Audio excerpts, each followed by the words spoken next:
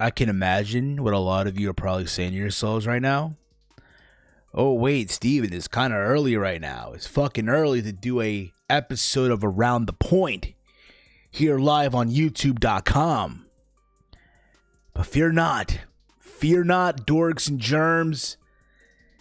It is 1 week in. I'm dealing with the vid and I feel okay. I feel great, actually. But nonetheless, that's right. You're getting 2 episodes of Around the Point tonight, too. Today. Being that today is Takeover Sunday, and the fact that I didn't do a prediction, I decided that, you know what? Let me give you guys 2 episodes of Around the Point. This is, obviously, as I mentioned before, a live edition of Around the Point for December the 6th, 2020. It is Sunday afternoon. It is 1:46 p.m. Eastern Time as I am doing this right now. I want to thank all of you again who are tuning in right now, who are watching the playback, who are listening to this humble little podcast that I do for each and every single one of you on all the podcasting platforms such as Apple Podcasts, Stitcher Radio, TuneIn, Google Podcast, Anchor.fm, which is a sponsor of Around the Point, and as well over at Spotify. You all know me. Y'all know me by now. It is Steve. And I mentioned before, it's already 1 week since I have tested positive for COVID-19. And I got to tell you guys, I feel okay now. I feel great. I want to believe, honestly, if I were to go today or tomorrow and get retested, I would probably pop out negative. That's my belief. This whole week has been crazy for me, staying at home. And again, I never thought in a million years that I would catch the vid. Again, you hear about it. You hear, things about the vid and what goes on with it and stuff, right? You have friends, you have relatives, you have people that you know or people that you know that might know people that get the vid. But you never really ask yourself, hey, what would happen if I get the vid? What's going to happen? And then it happens and you're like, holy shit, it just kicks in. It's like we say to ourselves too, man, that will never happen to me. That will never happen to me. And yet I caught the vid. And again, let me just reassure everyone, I didn't get it because, oh my God, I didn't want to wear a mask, or, I went to a party during the COVID era, right? To a large gathering. No, I didn't do any of that shit.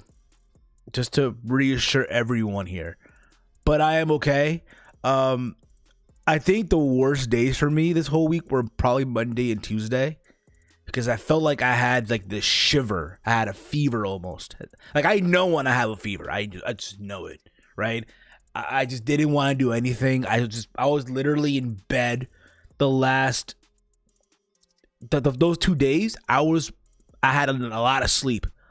I slept most of those 2 days. I slept those 2 days more than I slept in the last 10 years. And that says a lot. Keep that in mind. I've been drinking a lot of hot lime with aspirins as a tea almost. And that's what been opening my pores up, making me sweat, making all this shit go away.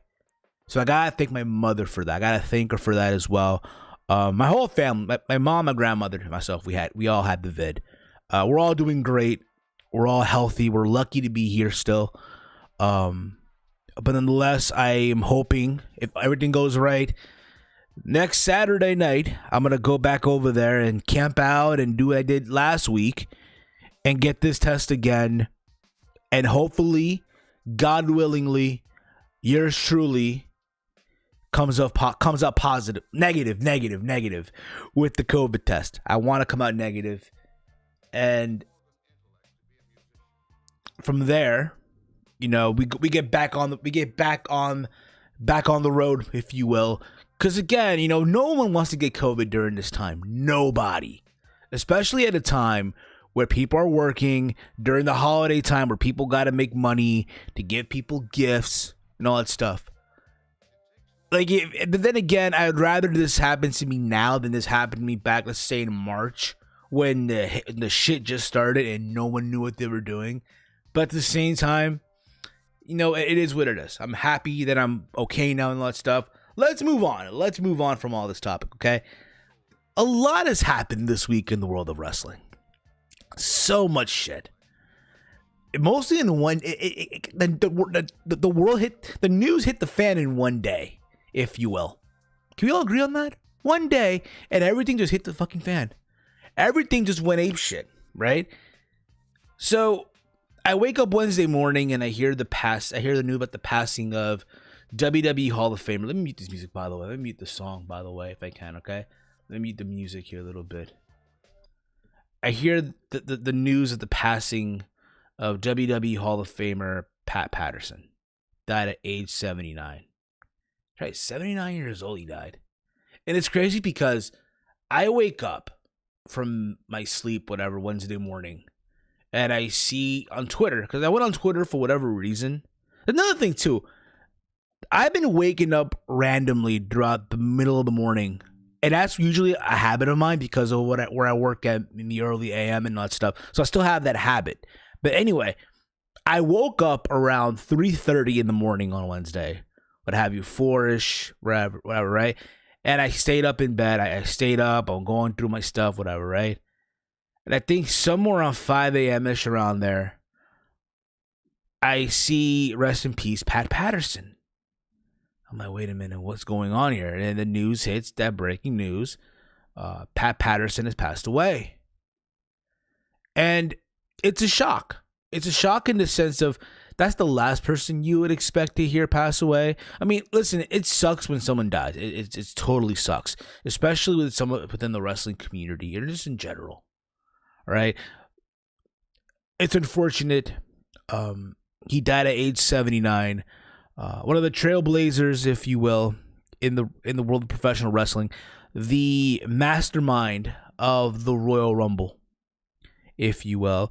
The first ever Intercontinental Champion. He won the title back in the 1970s in some tournament in Rio de Janeiro, Brazil. It's crazy because they brought out the title that he won this past Friday on SmackDown. It was a 6-person tag. It was Daniel Bryan, Big E, and Rey Mysterio versus Dolph Ziggler, Shinsuke Nakamura, and Sami Zayn. And it's a 6-man tag. But they're doing this to honor Pat Patterson. Ironically, all the men that are in the ring at one time or another have held the Intercontinental Championship. So they brought out the old Intercontinental title that Pat Patterson won many, many, many years ago. And the belt's just sitting. It's just sitting there. It's in this whole thing it's standing on. And it's crazy to think that was the original title. And I'm not here to knock on the belt. I'm not. But it's crazy to think how far in advance we have gone with title belt designs and all that stuff. It's amazing. And that belt is still, the first original title, is still in the condition that it's in. It's so fucking crazy. Other than that, too, again, it's such tragedy, that he passed away. Also, he was the referee in the first WrestleMania main event. It was Hulk Hogan and Mr. T versus Roddy Piper and Paul Orndorff. WrestleMania 1, he was the special guest referee. I know Muhammad Ali was a special enforcer outside the ring as well. I know he also refereed WrestleMania 11's main event of Bam Bam Bigelow and Lawrence Taylor. I remember seeing him in that. I think he also was the guy. Again, one thing about him too, that he loved the business, had a good mind for it. When it came to making up matches, storytelling, and all that stuff, I think he was one of the people that came up with the idea of Bret Hart and Shawn Michaels going at it for an hour at WrestleMania 12. Like, he was the mastermind behind I Want to Believe. So there's that too. But again, it's a very, very sad thing to hear that he died. He was also you got guys that grew up watching him, in the 90s, what have you. You remember him as one of the members of the Stooges. Him and Gerald Briscoe being, I guess, the kiss ass of Vince McMahon. I remember back in 2000, him and Joe Briscoe would wrestle in drag for the hardcore title. And again, in that time period, those were kind of, for me, hilarious. You know what I mean? Because it was different. And apparently those segments were big numbers at the time as well. So there's that too. Man, everyone in the wrestling community paid their tributes to Pat Patterson this week. I know yesterday, Bruce Pritchard dropped an episode on Something to Wrestle With, just telling stories and all that stuff. I recommend you guys go give that a listen when you get a chance. But again, it's very, very sad. May he, Pat Patterson, that is, continue. Rest in peace. Rest in peace. We're in the comments here, by the way, as well. Dave Sack in the chat. I would have joined earlier or later tonight, but my room in the house I stayed at has a power outage since Friday. Should get things fixed next weekend. That's fine, bro. It is what it is. We also got Chief in the chat as well. Hope all of you guys, and again, everyone that's listening, is having a wonderful weekend, and hopefully you're all safe and all that stuff. We do have a takeover this coming today. Holy crap. We have a takeover this Sunday. Today. What the fuck's wrong with me today? What the fuck is wrong with me? I don't even know. I think it's still this COVID thing. But anyway, we do have a takeover tonight. I didn't do a prediction video or anything like that. I was planning on, but I just didn't have time for it. And to be honest with you guys, I'm not going to sit here and pretend, okay? I haven't really been watching that much NXT. Not like I used to anyway. And I could sit here and tell you guys that, I just don't have time, or things have been busy, especially now that I'm with COVID right now. I did say that my plan was to catch up on all the wrestling that I've missed. I haven't really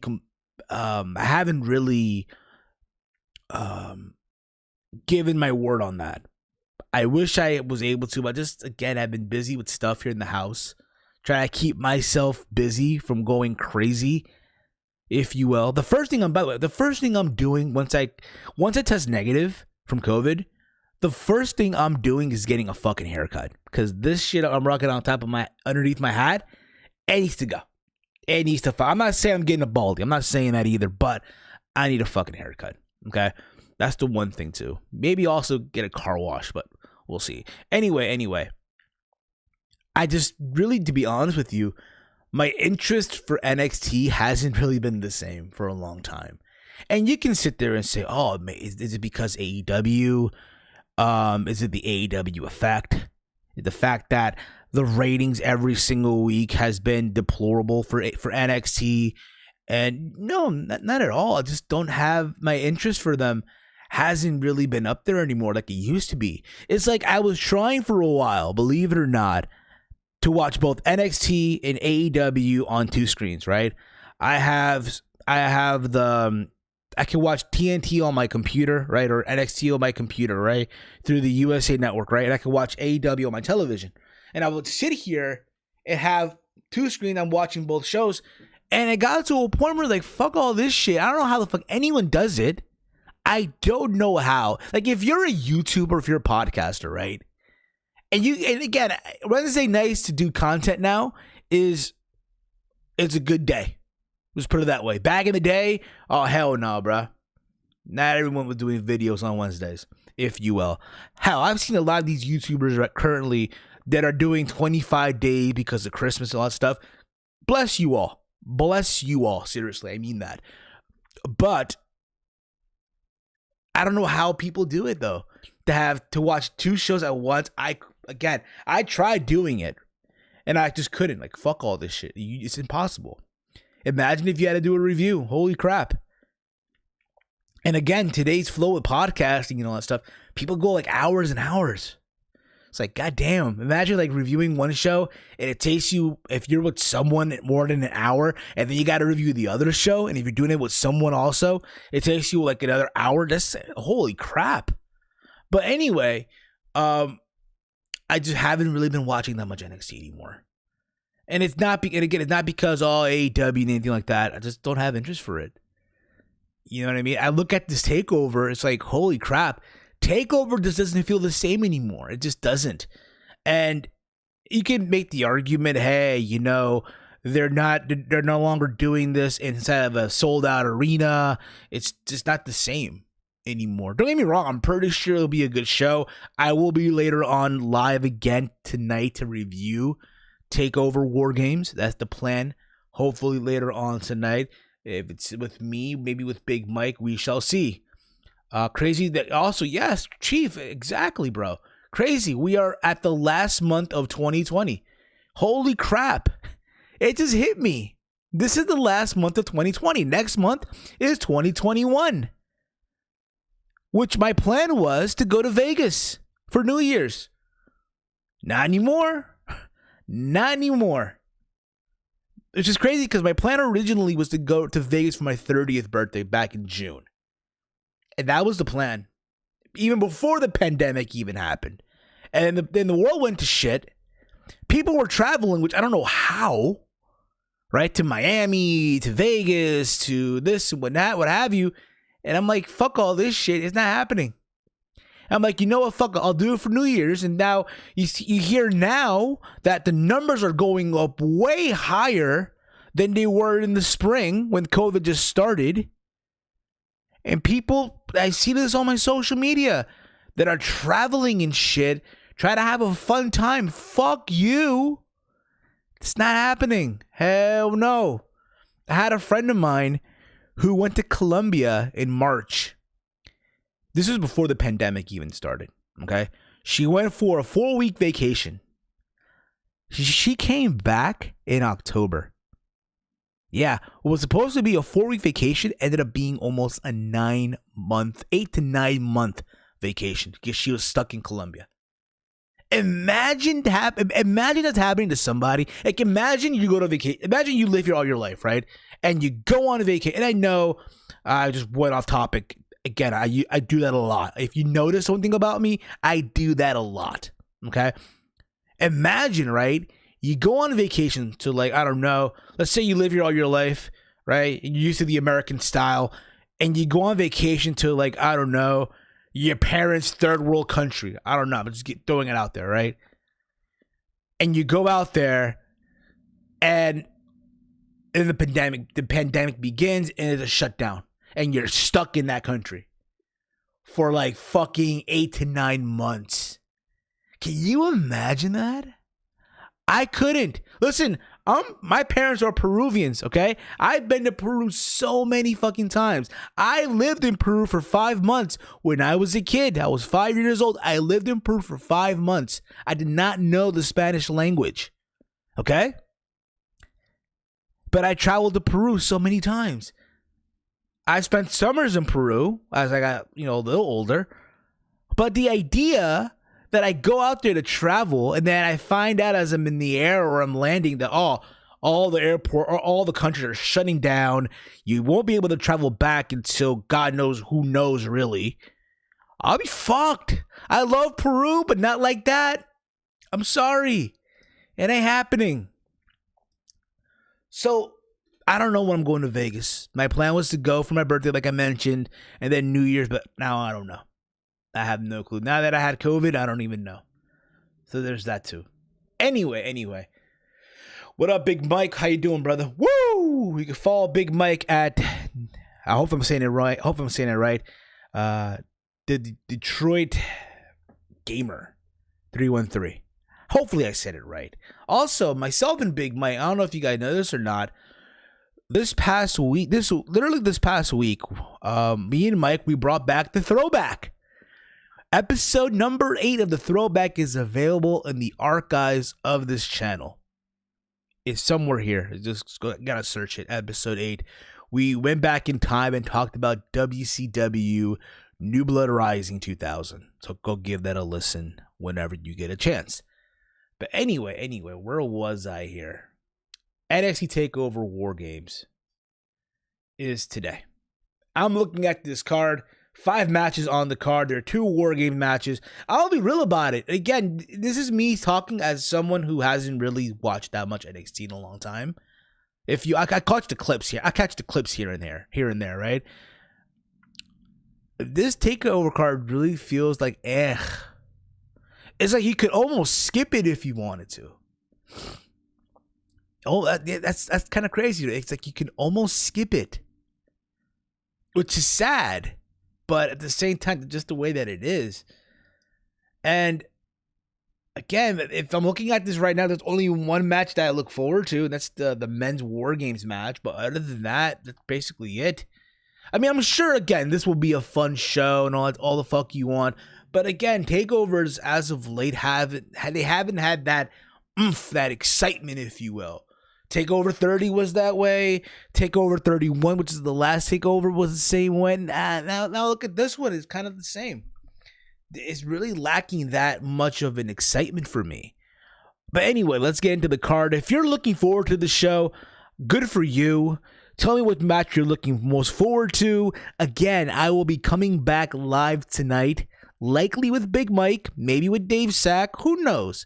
And we will review the show. So let's get into this, shall we? I'm going to work from the bottom to the top, okay? I'm on Wikipedia. For whatever reason, they have the women's match as the main event, which I know for a fact will not be the main event, but whatever. We have Timothy Thatcher versus Tommaso Ciampa in a singles match. Now, I did watch that Thatcher's still doing these little, like, seminar classes at NXT. That's what I've seen, right? He's still beating up his students here, whatnot. I guess Ciampa is now getting involved because I guess he does not like the practices of Timothy Thatcher. So there's that too. And I think they had a match. I could be wrong on it. I think Ciampa won that match. Anyway, here, if I'm wrong, I'm wrong on that one. Again, that just tells you how much of NXT I have completely missed. But as far as this match goes, it should be a fun match. All the hell you want. I think Thatcher should get a win. I don't see why you have him lose, but that's just me, of course. But I'm going to go with Timothy Thatcher getting the win here at the end of the day. From there, we go on to Dexter Lumis versus Cameron Grimes in a strap match. Now, I did enjoy the little haunted house match they had on Halloween Havoc. The little cinematic style that they did and all that stuff, I did enjoy. Even, I guess, the little wrestling here and there in the ring, but I accepted it for what it was worth. And Lumis won that match. Here's the strap match. Now, I hope that this company does a strap match. There I go again. For a second there, I was comparing this to WCW because of the throwback, Billy Kidman and fucking Shane Douglas and the fucking there I go again with the strap matches, confusing companies and shit. Anyway, I hope Grimes gets the win here because I feel like eventually you just got to throw him a bone. Even though if I remember correctly, I think it was Grimes who injured Lumis, something like that, recently on television too. But eventually, with all that being said, I'm gonna go with Cameron Grimes getting a win, like that upset win, like you didn't see it coming. Maybe he gets help from somebody, but that's what I see happening here. You gotta throw Grimes a bone eventually. We then go to I'm reading the chat here. Numbers skyrocketed because winter is flu season, combining people just sick and people actually with COVID. It's easy to possibly test positive. Oh, I'm reading the chat. The women's War Games match is literally happening because Candice LeRae destroyed Shotzi's tank. It's stupid. Overall, WWE feel weak right now for me. I've been losing interest. You're not the only one, Chief. Not the only one. What a match that was. Haha. Exactly. Yes, that match was terrible. We're talking about Shane Douglas and Billy Kidman in the strap match. Anyway, where was I here? Next match on this card is a triple threat match for the North American Champion. Okay, championship. We have, God damn, where are the notes here? Here we go. We have Leon Ruff defending the North American Championship versus Johnny Gargano and Damian Priest. Triple threat match. Okay, I know a lot of people who were not happy with Leon Ruff, whatever the fuck you want to call him, okay? They were not happy with the fact that he was or is still the North American champion. A lot of people hate it. A lot of folks hate it. Still. All right, we're going good here. I just wanted to make sure that the audio was coming out good on the playback. And we are, okay? Holy shit, we are. I know a lot of people, again, who are not happy with Leon Ruff, whatever the fuck you want to call him, being the North American champion. Hell, there's still people that still feel that way right now. But I get what they were trying to do. They wanted to surprise people. Oh, you didn't see it coming. Oh my God, it's a shock. Get the internet people upset, and what they got. That being said, the fairy tale ends today. Oh, I'm sorry. Listen, Leon Ruff, whatever the fuck you want to call him. Okay, that's the new name now. Listen, I gave Darby Allin the name Trevor here on the show. Leon Ruff is Leon Ruff, whatever the fuck you want to call him. That's his name on the show, okay? Until I could come up with a shorter term, but still. I know Leon Ruff, whatever the fuck you want to call him, is a good wrestler. I know that. I've seen him wrestle before and Evolve. That's fine. But does that mean I'm going to give him the North American title and this short momentum that he had this far in NXT? No. Not against Gargano. And I get it. Gargano's the whole thing is that he can't successfully defend the title once. I get that. But goddamn, the fairy tale ends today. I would honestly hope so. And I understand that Leon Ruff, whatever the fuck you want to call him, right, wants to be this fighting champion. Take on both Damian Priest and Gargano. So to show everyone that he ain't no bitch. But the fairy tale ends today. That being said, I'm going to go with Damian Priest. I think Priest wins the belt back today in some weird way. Hell, I'll even go one step further. I think Leon Ruff, whatever the fuck you want to call him, gets pinned today. That's what I see happening too. But let's see what happens with that. Let's see what happens. So Finn is off this takeover. The NXT champ has no contender. I would have did a one-off match. Finn versus Escobar. Apparently Finn Balor, in case you guys don't know, is still recovering from this broken jaw injury. And as well, he had his eardrum popped, I believe it was. As well. Let me find out here real quick. Because I think that's what Triple H said in the conference call. I think. Let me just see here real quick. Let's see here.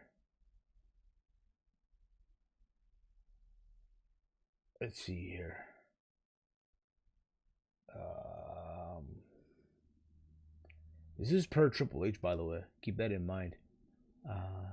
Apparently, yes, he had 2 injuries at a takeover. So Triple H spoke with Fox Sports, and look at where NXT is at right now. This is a quote, by the way. When you take in a few months, man, there were moments where we were snake bitten by a bunch of things too. Keith Lee transitioning and Karrion gets the title, then gets injured. At the same time, you got to take the title off him. Finn Balor gets the title. I don't even think anybody knows it, but Finn gets the title, and in the match blows his eardrum. He blew his eardrum, and as you guys know, he broke his jaw. So that's why we're not getting anything with Finn Balor. I don't know till when, but from there we move on to what I think will not close the show, but I think this match might even open the show. The Women's War Games match.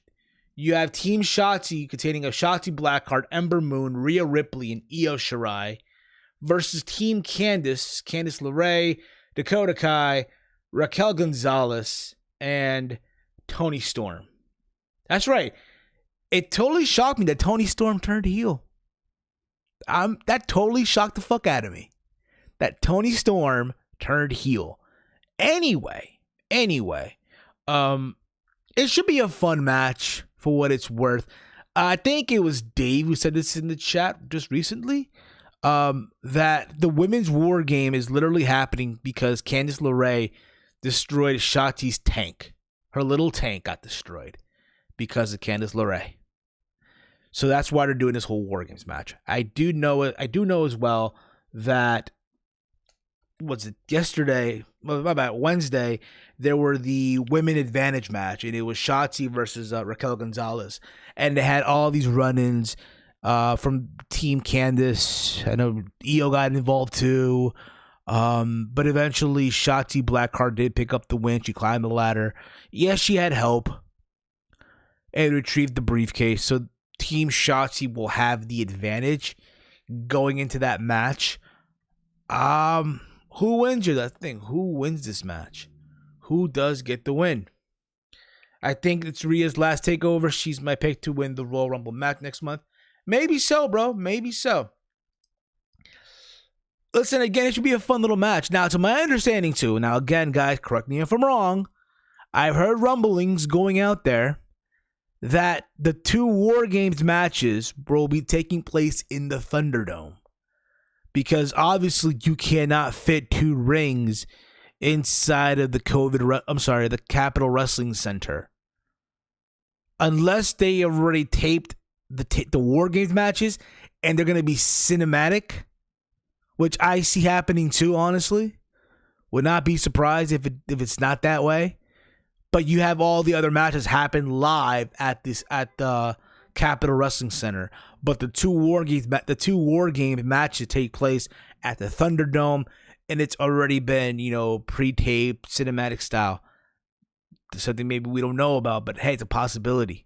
It's a very big possibility that might happen as well. But again, we'll see. Or maybe the whole show's at the fucking Thunderdome. We don't fucking know. So, that being said, I think the winners of this, if I could pick a winner right now, and again, it should be fun for all the fuck you want, but I'm not like, oh my god, I'm dying to see this. But again, it's because they fucking destroyed Shotzi's little fucking tank. That being said, what's he winning this match? I'm going to go with Team Candice because, again, you're giving Team Shotzi the advantage already, right? So there's that. And I think also you want to showcase Raquel Gonzalez here. And you kind of already did in a way. But I do think at the same time what's going to happen is you're going to have, if this is Rhea's final takeover, right? She has to do the honors, I think, on the way out. So that being said, I'm going to go with Team Candice picking up the win. Maybe having Raquel pinning Rhea Ripley, but we shall see. But I'm going with Team Candice LeRae getting the win. And then we go to the main event. We have the men's War Games match. We have the Undisputed Era. Adam Cole, Kyle O'Reilly, Roderick Strong, and Bobby Fish, who's literally been in all the takeovers. Not bad. All the War Games matches thus far. Versus the team of Pat McAfee. That's right, Pat McAfee, Pete Dunne, Danny Burch, and Oney Lorcan. That's right. Listen, at TakeOver 30, Pat McAfee made everyone shut up. Proved everyone wrong. Everyone was wondering how good or how bad he really was going to be. And he had the best performance of that weekend, SummerSlam weekend of this past August, right? So now here we are now. How long has this been? Since August, September, October, November. 4 months later, almost, right? 4 months later, almost. And here he is, back again. Now he's with the faction, right? He got himself a little group. And he's killing it again with these promos that I've seen. Yes, a little bit of it is kind of like, all right, bro, you're poking fun at the wrestling community. We get it. But they've been fucking gold from what I've seen. right? Now, they do have the man advantage in this War Games match. A couple of weeks ago, Pete Dunne defeated Kyle O'Reilly in a ladder match to gain the advantage. There was some guy in a hood who apparently got involved, and they were saying it's Pat McAfee, but they're saying it's not either, but who knows really. My thing is, though, you had Pat McAfee lose at TakeOver 30. You're not going to bring this guy back, even though, yes, you can just tell he's having a hell of fucking so much fun right now. He is. Let's not deny that, right? He's having so much fun right now. Are we going to beat him twice? They just might do that. That being said, I'm going to go with the Undisputed Era getting the win. And you know what? People will say, oh, Adam Cole. No, I think Kyle O'Reilly gets the win for the team. But after that, though, what do you do with the UE? I mean, eventually, these four got to move up. The question is when. Let's see. That being said, I'm going to go with the Undisputed Era getting the win here. So there's that. And I see, again, Kyle O'Reilly getting the win for his team. And that's TakeOver War Games. Again, I'll be live later on tonight to review the show and give my thoughts and all that fun stuff. And who knows who'll join. Maybe Big Mike, maybe Dave Sack. We'll see. We'll see what happens. Adam Cole is tapping out McAvey. Okay. Maybe so. Maybe fucking so. We shall see. We shall fucking see. Anyway, moving on here, because it's going to be a short little show that I'm doing today anyway. Let's talk about the big news that came out of Dynamite, and that is Sting. Sting showed up. It was a tag team match of Cody Rhodes and TNT champion Darby Allin, a.k.a. Trevor, right? Versus the team of Absolute Ricky Starks and Powerhouse Hobbs, a.k.a. Will Hobbs. And again, I said this on my Dynamite review. I did do a Dynamite review. I hate that name. I hate the name Powerhouse Hobbs. I think it's stupid. Why just call him Hobbs? Just call him Hobbs. But Powerhouse Hobbs is a stupid fucking name. Okay? So, Trevor pins Starks for the 1, 2, 3. And there's a brawl, and then the lights go out. The lights go out, and there's like this whole Titantron of winter. There's snow, fake snow showing up. I literally thought it was Glacier. Low key, there's a part of me that was hoping it'd be Glacier, but no. It turned out to be Sting. And Tony Schiavone lost his shit. Everyone went crazy on the internet. Sting had a little stare down with Arn Anderson, nodded his head, then with Cody Rhodes, and then with obviously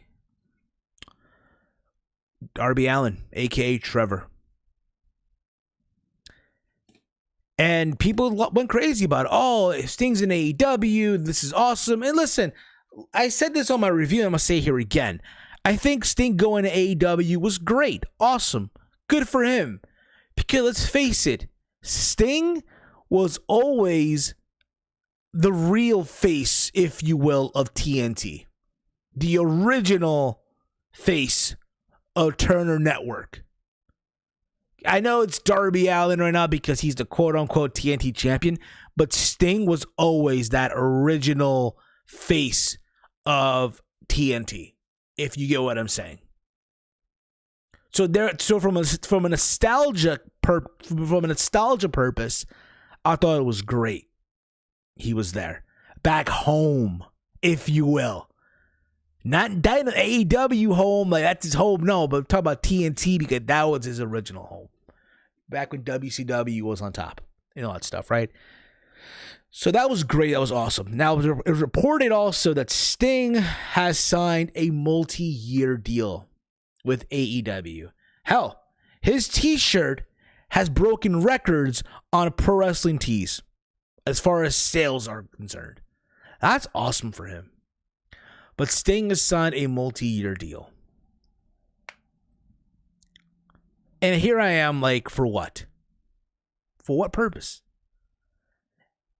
AEW is throwing a shit. And listen, it's fine. They can do what they want. Let me just keep that in mind too. Let me just preference that too as I'm going on with this. A 61-year-old dude who is not going to wrestle for you every single fucking week. I hope not. I think Tony and all of them are really realize that, that he's not going to wrestle every single fucking week. He's not. Okay? I guess it's true. Retirement doesn't exist in wrestling. No.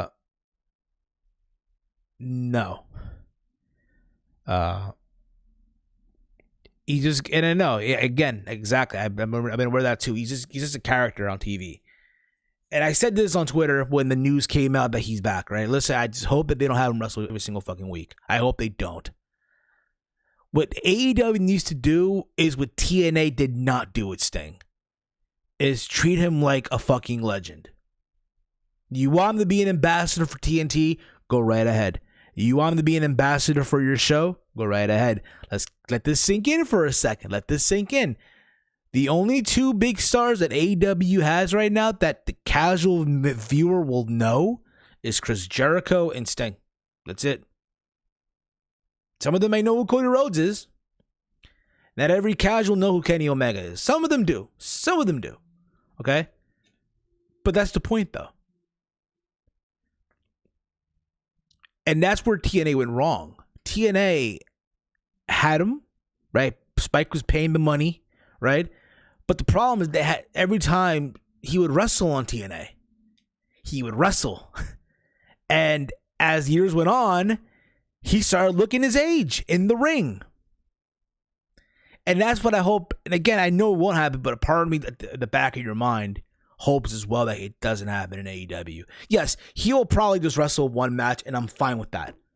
Let him just do one match, and that's it. I'm fine with that too. But they're forking over a multi-year deal for this guy. And yeah, he'll take the money. Fuck yeah. Fuck yeah. Why would he not? Now, it was also reported on an article. Are you not happy he's back? I'm happy. I said this, Blizzard, I said this earlier. Again, I said this on a Wednesday in my review, that for as far as nostalgia goes, hey, he's back home on TNT. That's awesome. That was fucking awesome. But let's call it a spade too, though, right? Let's be real about it. Yeah. Let's be real about this too. And I get where people, because again, I have friends on both sides of the spectrum here, right? I got friends that are happy as shit that he's back. Then I have friends, and again, just the way that it is, that are saying, oh, if this were WWE, and a lot of AEW fans would hate, they're putting out there an old fuck, but yet here he is, here's Sting now in AEW, and all these same AEW fans are saying, oh, this is great, I want to see Sting wrestle AEW.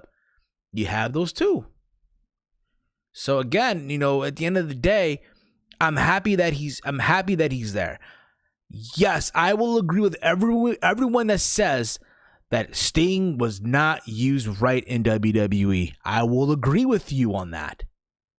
To some aspects of that topic, because it was reported as well that apparently Sting was so unhappy with the way he was used. Apparently Sting wanted to have a cinematic match with The Undertaker, because we all know for a long time Sting wanted that WrestleMania match with The Undertaker, and it never happened. It never happened. So when Taker was on his way out, or I guess for this year, and the idea of a cinematic thing was happening, right? Sting wanted to have that cinematic match with Undertaker. And I think you could have done it. I think, honestly, it would have come out. I think it would have came out good, right? But it never happened either. And then his contract ran out, and they removed his merch from the website. But at the same time, right? Let's be real about it, okay? Let's keep this into perspective.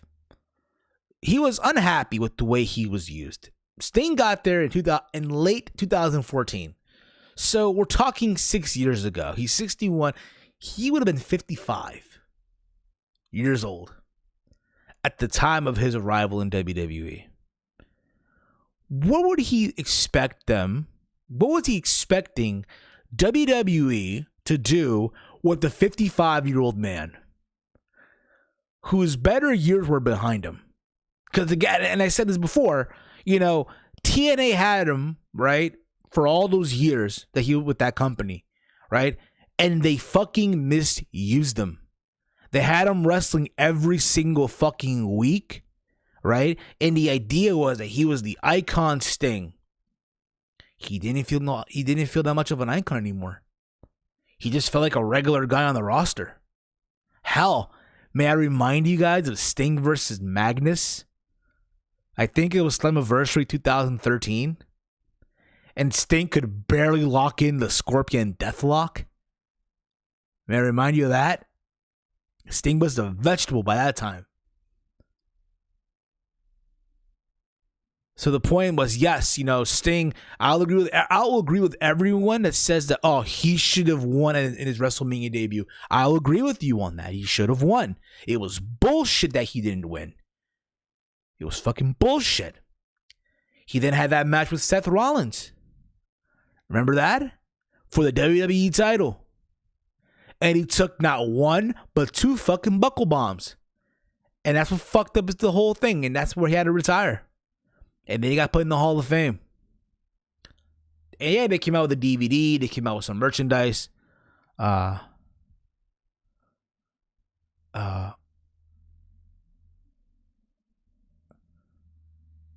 I'm reading the comments here as well. I mean, I'm just glad he's not getting paid by WWE to stay at home, not on television. I mean, okay. Reading the comments here as well, right? You guys again are kicking ad in the comments, all right? As always. D Extreme writes here. Thoughts on Sting. That music is what we expected in 2015. It feels weird. A 61-year-old got more pop than the main event. He had a multi-year deal. No lie, I wanted a one more match in WWE, not this. I guess his true retirement doesn't exist in wrestling. That was huge. That was a huge shock. The only thing he can do is cinematic matches. What does your multi-year mean? 5 or 10? I think it's 3 or 2. I could be wrong on that. I mean, I'm just glad he's not just getting paid by WWE to stay at home, not on television. No lie, I'll call Tony Khan a true genius. If Impact has a cliffhanger that's working people to watch NWA, even if it's just regards to the Women's Championship, a WrestleMania match against Taker, bro. All he wanted. 2014 Sting stopped taking off his shirts in TNA. That's another thing too, which was a thank God. But still, again, I'm happy that he is in AEW. Again, if they're smart, yes, let him have his one match. He's gonna have it, but let it be with the right person. Don't just throw him out there with fucking, I don't fucking know. Just throwing a name out there, okay? I don't want to see fucking Sting and Ricky Starks, and I like Ricky Starks, but come on. If you're gonna have him have his one, let it be get someone big. No, not Kenny Omega. It's not gonna work. It's not gonna work. Okay. You could do Sting and Cody, or maybe Sting and Darby if you want to get that visual out of the fucking way, right? But I don't want to see Darby fucking beat Sting. I don't want to see that. The internet will lose their shit. Don't get me the fuck wrong. That being said, though, again, I'm happy that he's in AEW. I'm happy that he's back home on Turner Network. But I just think it's silly when I hear this report that, he wasn't happy the way he was used. Bro, you went out in the title match. You fought for the title on your last match, bro. They made him a DVD. They made merchandise. They fucking put him in the hall. I was there for that ceremony, by the way. I was there for that. Keep that in mind as well. But I think, again, all that just is silly talk right now. Anyway, let's move on here. Let's move on. Sting versus Cody is a perfect matchup. that's the only match. What we're gonna see is Sting chase off Taz to AEW. Maybe so. I don't fucking know. Anyway, let's move on here. Let's move on. Anything that I don't cover now, I'll cover later tonight. Keep that in mind as well, okay? Let's talk about this AEW and Impact Wrestling partnership. So I'm sure all of you watched the conclusion of Kenny Omega versus Jon Moxley for the AEW World title, where Kenny Omega got the win. And at the end of it, Don Callis and Kenny Omega hauled ass, and Marvez went to interview, and Don said, "You want answers? You'll find out this Tuesday." Not this Wednesday, but Tuesday on Impact Wrestling on Access TV. You'll get your answers and shit like that. And Impact Wrestling made it official that, hey, it's confirmed that Kenny Omega will be in Impact Wrestling this coming Tuesday. It's crazy too, because if you go on Twitter, once Dynamite ended, a lot of the Impact Wrestling roster were tweeting about it. I think it was AEW who tweeted "Hello at Impact Wrestling," this and whatnot. Everyone's jumping the gun, or not jumping the gun, but they're coming up with conclusions to what they think is going on. This quote unquote working relationship between Impact Wrestling and AEW. And let's be honest here, okay? Let's just be fucking real about it. If you would have told AEW or Tony Khan or what have you, right? In 2019, when the idea of forming AEW was out there, right? And not even Dynamite happened yet. But if you would have told them at that time that, hey, man, a year from now, you'll have a working relationship with another wrestling promotion. If you're Tony Khan, I guarantee you Tony will be like, yeah, man, with New Japan Pro Wrestling, I believe that's going to happen. We're going to have Okada, Nakamura. We're going to have Okada. We're going to have Okada. We're going to have Shinsuke Nakamura. We're going to have Tetsuya Naito, Kota Ibushi. I'm trying to work my best Tony Khan impersonation, okay? I know it's terrible. We're going to have all those guys over to All Elite Wrestling. We're going to sign the deals, man. Put them on American networks and out there. Put them on American television. It's going to be so fucking amazing for the wrestling fans and all that stuff. And then you tell, but in reality, you tell them, no, that's cool, but no, you'll be working with Impact Wrestling. I guarantee you Tony Khan will be like, what the fuck, bro? I thought we were going to work with New Japan Pro Wrestling. I guarantee you that would have been the general response. I guarantee you that. And listen, I think it's, if you're a wrestling fan that's into cross promotion and you want to see these fantasy matches, it's a win for you. Now, do I think that's going to happen per se? I don't know. Do I see a pay-per-view coming out of this where the best of AEW versus Impact Wrestling? I don't know. But let's be real about it, though. Let's be real about it. What does AEW gain out of this? Seriously, what do they, AEW, right? All Elite Wrestling. They're considered to be the number 2 promotion in North America, right? They're on a major network to which they get, good, decent numbers every single week, right? They're beating NXT every single week almost. What do they get out of this?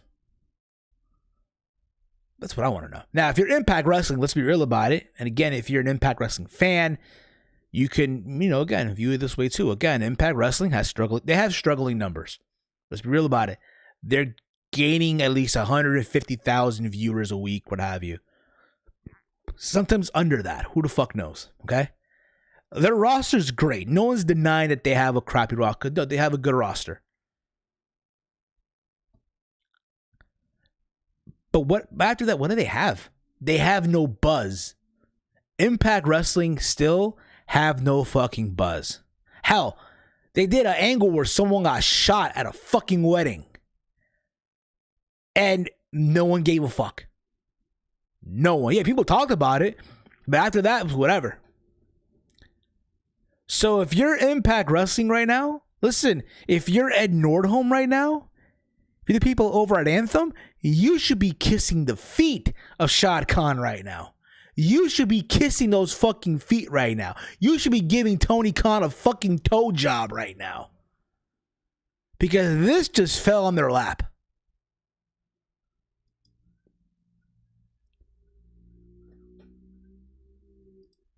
This just literally fell on their fucking lap. Hell, AEW right now is Lord Frieza, if you get what I'm saying. In this situation right now, they are Lord Frieza and Impact Wrestling are the Saiyans right now. If you will. But we all know how that ended.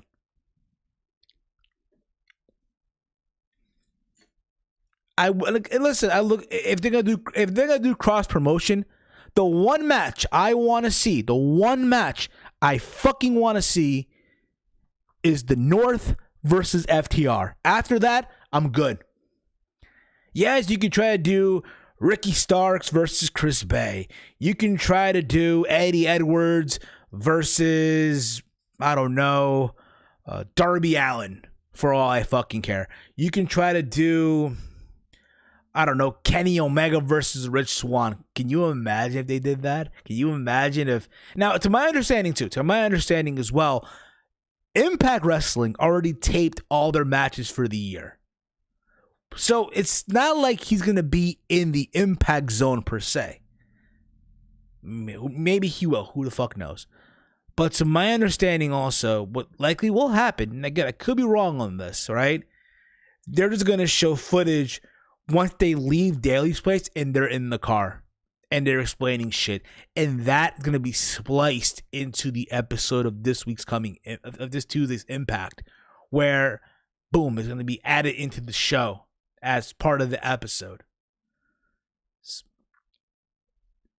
Now, I'm going to watch Impact. And I said this on Wednesday. What this episode of Dynamite made me do is look forward to watching Impact on Tuesday.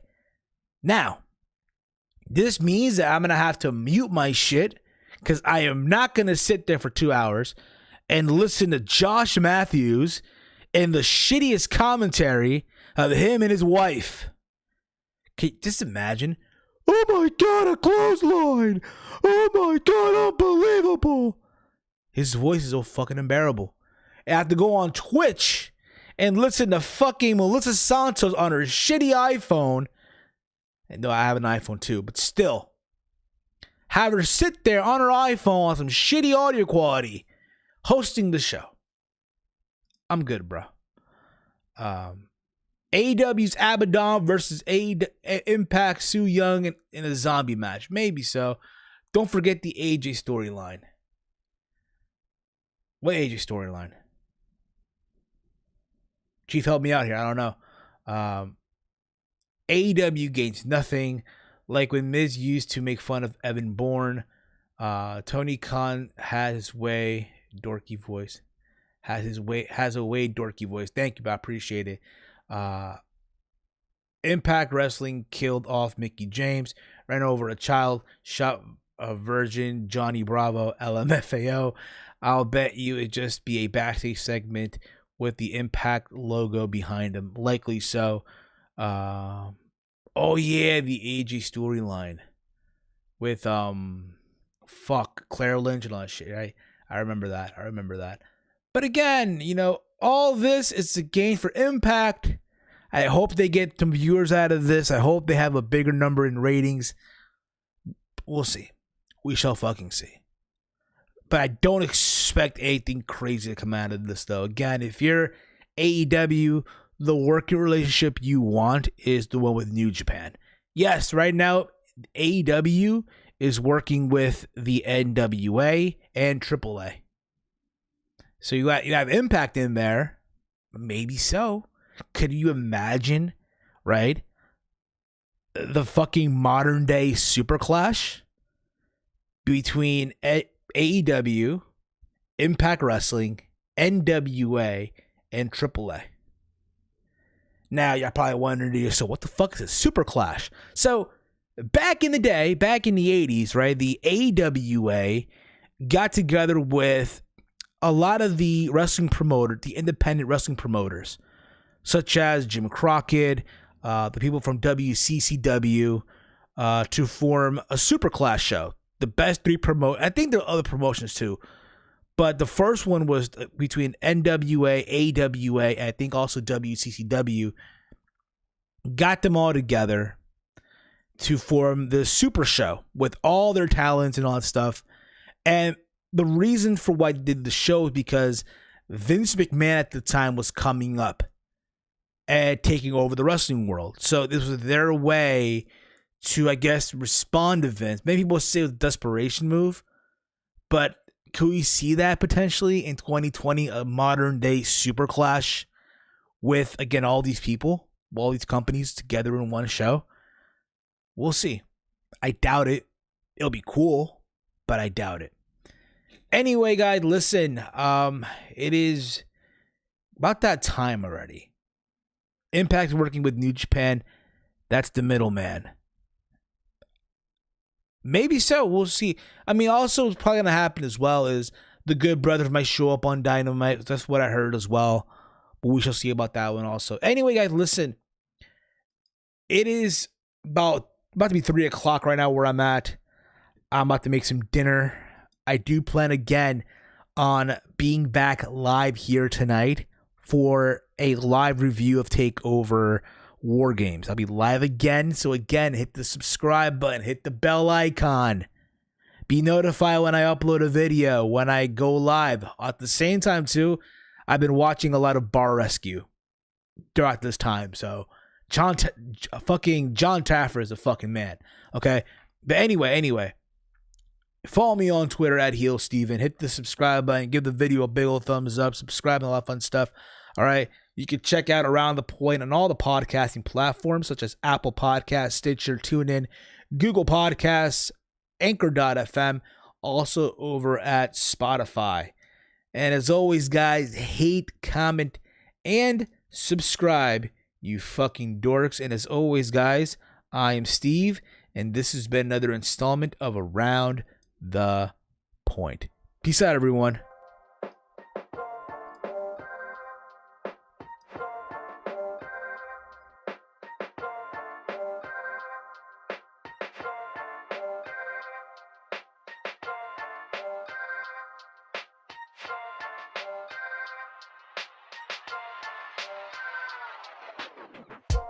It takes more than intellect to be a musician.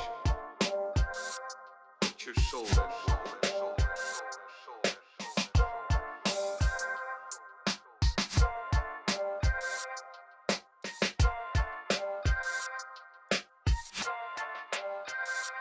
Put your soul into it.